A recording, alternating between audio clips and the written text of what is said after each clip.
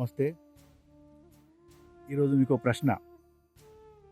ఇప్పుడు మీ వయసు 20, 30, 40, 50, 60 ఎంతైనా కావచ్చు.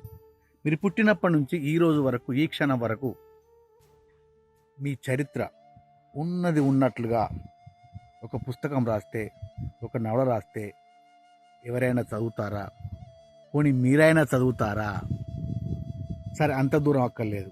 మీరు పొద్దున లేస్తారు, రాత్రి పడుకుంటారు. ఎన్ని గంటలు లేస్తారనే విషయం పక్క పెడదాం. ఎప్పుడు పడుకుంటారనే విషయం పక్క పెడదాం. మళ్ళీ అడుగుతున్నా, మీరు లేచిన కాడ నుంచి మీరు పడుకునేంత వరకు మీకు రకరకాలుగా ఆలోచిస్తారు, మీరు రకరకాలుగా పనులు చేస్తారు, వివిధ రకాల వ్యక్తులతో మాట్లాడతారు.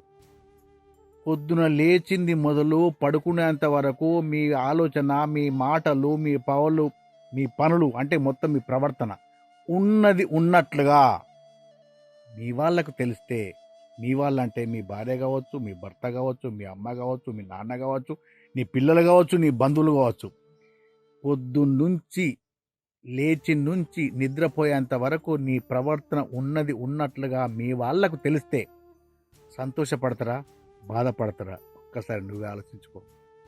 చాలామంది బాధపడతారని చెప్తాను. నాకు బాధపడతారంటే మనం తప్పు చేస్తున్నట్లే. మనం తప్పు చేస్తున్నప్పుడు మన తప్పును సరిదిద్దుకునే అవకాశం ఉందా లేదా?